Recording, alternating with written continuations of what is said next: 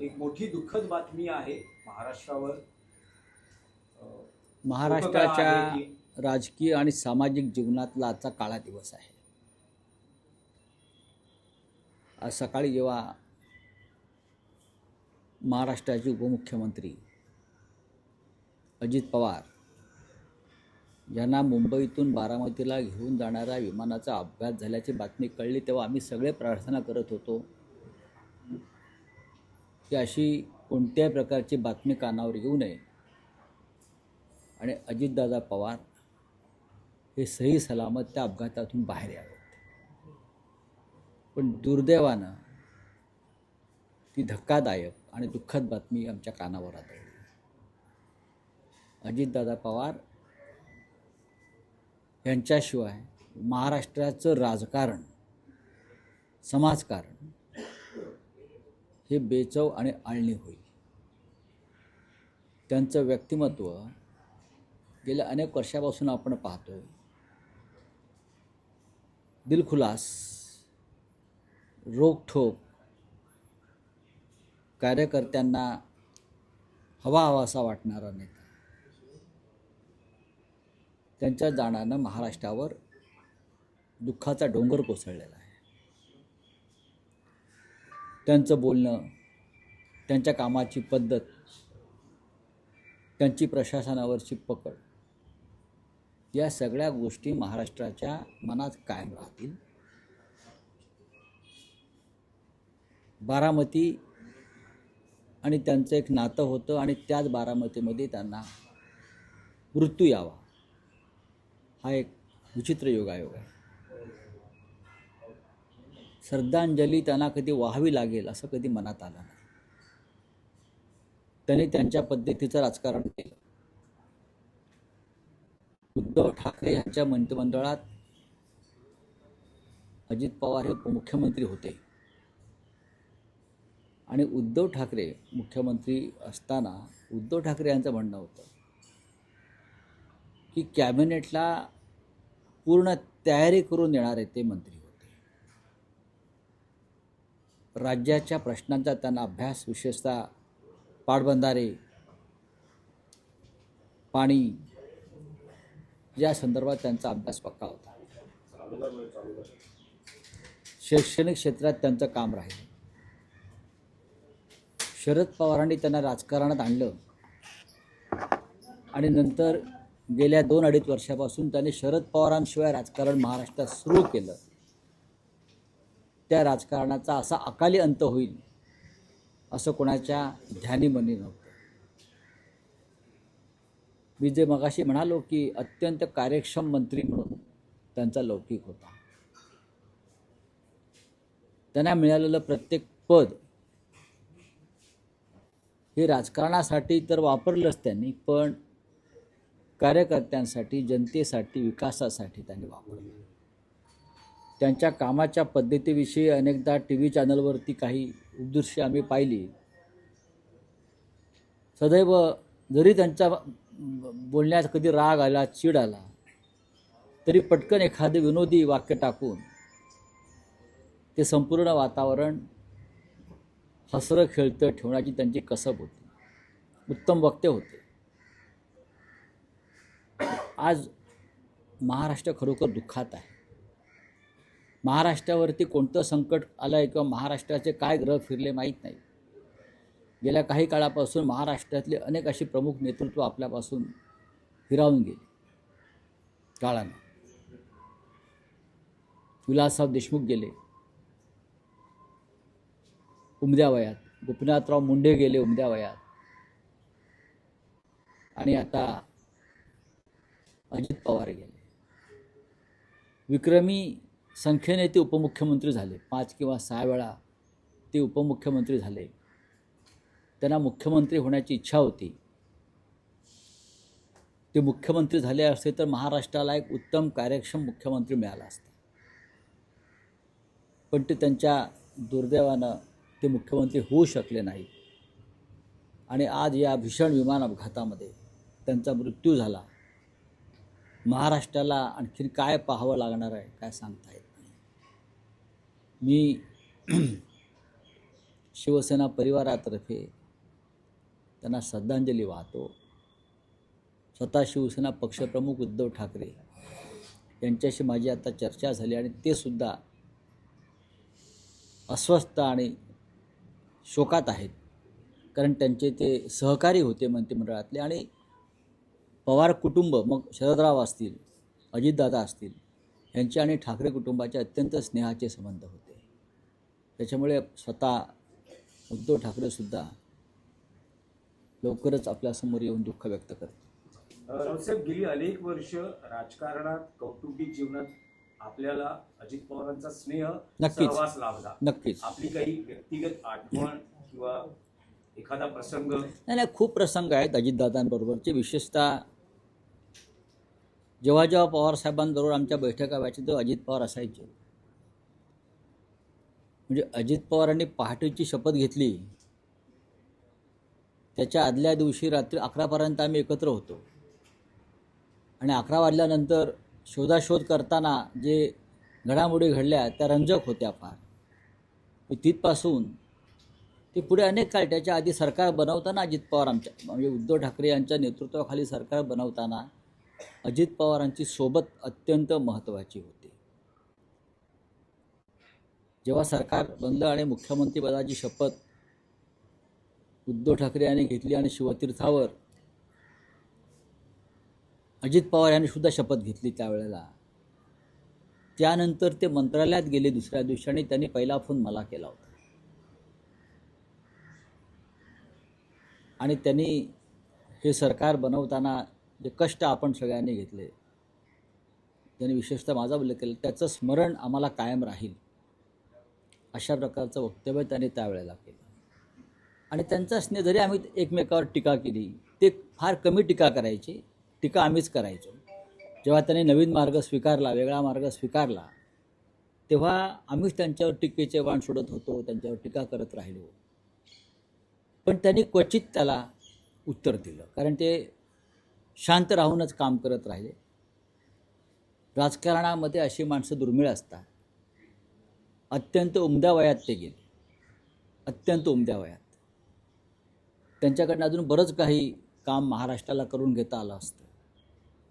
राजकारणात ते मोठी खेळी अद्याप खेळू शकले असते. अलीकडेच माननीय शरद पवार आणि अजित पवार एकत्र आले, त्याचा आनंद सगळ्यांना झाला की काका आणि त्यांचा मुलासमान पुतण्या एकत्र आले, एकत्र राजकारण सुरू केलं पुण्यात, पिंपरी चिंचवडमध्ये. आताही जिल्हा परिषदा, घड्याळ आणि तुतार एकत्र लढत आहेत, त्याचा आम्हाला आनंद होता. पण तो आनंद फार काळ टिकला नाही. पवार कुटुंब हे राजकारण कोणत्याही थराला गेलं तरी पवार कुटुंब हे अभेद्य एकत्र कायम राहिलं. ते यावेळेलाही दिसलं आपल्याला अनेक प्रसंगात. त्याच्यामुळे पवार कुटुंबावरचा हा सगळ्यात मोठा आघात आहे. जरी सुप्रिया सुळे यांच्या विरोधामध्ये सुनित्रा पवार लढल्या, जरी अजित पवार यांच्या विरोधामध्ये युगेंद्र पवार त्यांचा पुतण्या लढला, कधी रोहित पवारांनी काही टीका टिप्पणी केली असली, तरी सामाजिक कार्यामध्ये, कौटुंबिक सोहळ्यामध्ये पवार कुटुंबाचं ऐक्य हे एक आदर्श प्रकार राहिला. आणि त्या कुटुंबावरचा जो आघात आहे, अजित पवार हे त्या कुटुंबाचे, शरद पवार यांच्यानंतरचे कर्ते पुरुष होते. अशा कर्त्या पुरुषाचं जाणं यासारखं दुःखद आणि धक्कादायक गोष्ट नाही. रावसाहेब, अपघाताची भीषणता एवढी प्रचंड होती, खाजगी विमान होतं, अपघात कशामुळे झाला काय तुमच्याकडे माहिती? नाही, बघा, अपघात कसा झाला याची चौकशी व्हायला पाहिजे. अजित पवार सातत्यानं विमान प्रवास करत होते, पण या निमित्ताने एक गोष्ट सगळ्यांना लक्षात घेतली पाहिजे. राजकारणामधला जो हव्यास असतो सर्व निवडणुकांचा, नगरपालिकांपासून महानगरपालिका, जिल्हा परिषदा यांच्यासाठीची धावाधाव सध्याचे राजकारणी करतायत, राज्यकर्ते करतायत,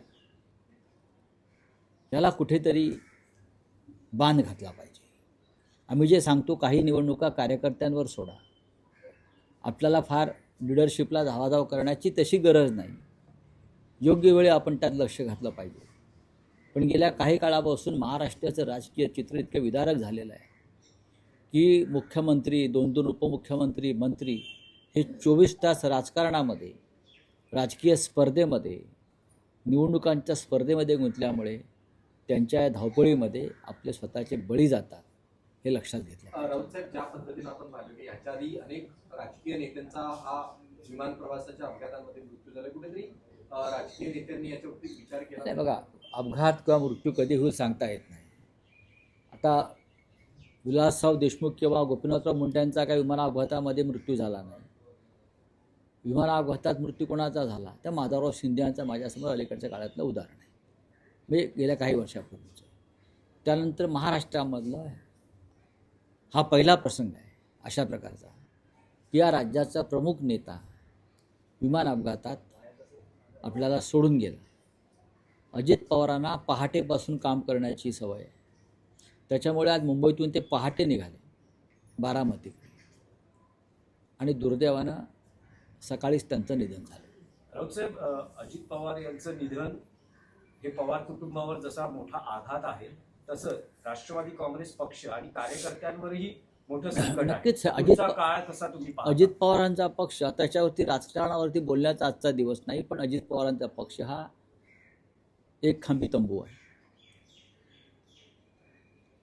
त्यांच्या नेतृत्वाखाली तो पक्ष आहे, पण आज राजकारणावरती बोलण्याचा दिवस नाही. आपण सगळ्यांनी अजित पवारांच्या कार्याचं, त्यांनी केलेल्या सामाजिक कामाचं स्मरण केलं पाहिजे. आणि असा उमदा नेता महाराष्ट्र गमावून बसलेला आहे. महाराष्ट्र के लिए बहुत ही दर्दनाक, दुख भरा हादसा है. आज सुबह जब हमने ये एक्सीडेंट की खबर सुनी, बारामती में प्लेन क्रैश हो गया है और उसमें हमारे प्रिय अजीत दादा पवार भी है, तब हम ईश्वर से प्रार्थना करते रहे कि किसी भी हालत में कोई बुरी खबर हमारे कानों तक न आए. और हम भगवान से भी प्रार्थना करते रहे, पूरा महाराष्ट्र, चाहे राजनीतिक मतभेद हो हमारे, कि अजीत दादा पवार बचने चाहिए और वापस महाराष्ट्र के सामाजिक और राजनीतिक जीवन में दिखने चाहिए. लेकिन दुर्भाग्यवश जो खबर आई है उसमें से स्पष्ट हुआ है कि हवाई जहाज़ के एक्सीडेंट में अजित पवार हमारे बीच नहीं रहे. एक बहुत ही उम्दा नेतृत्व महाराष्ट्र का, बहुत ही दिलदार नेतृत्व महाराष्ट्र का, प्रशासनिक काम पर उनकी बहुत बड़ी पकड़ रही और अच्छे वक्ता रहे, नेता रहे और कार्यकर्ताओं के लिए काम करने वाला एक ऐसा आदमी, नेता आज हमारे बीच नहीं रहा है. महाराष्ट्र के विकास में उनका योगदान रहा है. बहुत अभ्यासपूर्ण तरीके से वो काम करते थे. लगभग 6 बार वो राज्य के उप मुख्यमंत्री रहे. यह अपने आप में एक विक्रम है. मुख्यमंत्री बनने की पूरी क्षमता उनकी लीडरशिप में थी, लेकिन बहुत से आयरे गहरे यहाँ मुख्यमंत्री बन गए. लेकिन अजित पवार जैसा नेता, इसमें पूरी क्षमता थी मुख्यमंत्री बनने की और महाराष्ट्र का नेतृत्व करने की, वो मुख्यमंत्री नहीं बन सके. ये हमारे मन में हमेशा रहेगा. सर, आपकी कुछ यादें? बहुत सी यादें हैं. देखिए, हम तो उनको सालों साल से जानते हैं पवार फैमिली की वजह से. मतलब बहुत उम्दा नेता था, दिलदार था. उसके मन में कोई कपट नहीं था. जो आता था मुंह में बोल देता, मुंह पर बोल देता था और भूल जाते थे. हमेशा हंसते थे. कार्यकर्ताओं का नेता था. उद्धव ठाकरे जब मुख्यमंत्री बने तो उनके कैबिनेट में अजित दादा उपमुख्यमंत्री रहे. तो उद्धव जी हमेशा कहते थे कि सबसे ज़्यादा अभ्यास करके आने वाले जो मंत्री थे वो अजित पवार थे. उनके पास एक हमेशा विज़न रहा है राज्य के विकास का. तो एक ऐसा नेता हमने आज खो दिया है. उसे एक सबक लेनी चाहिए नेताओं ने, खास करके जो सत्ता में बैठे हैं. राजनीति में इतनी भागदौड़ भी अच्छी नहीं है. कि सब कुछ चाहिए, सब कुछ जितना है। कुछ चुनाव होते हैं वो कार्यकर्ताओं के ऊपर छोड़ देना चाहिए, चाहे जिला परिषद हो, चाहे नगर पंचायत हो, चाहे महानगर पालिका हो। आजकल ऐसा हो गया है महाराष्ट्र में, जो एक होड़ लगी है चुनाव जीतने की आपस में ही, सरकार में ही, उससे जो भागम भाग चल रही है सभी नेताओं की, उसका ये नतीजा है। Thank you.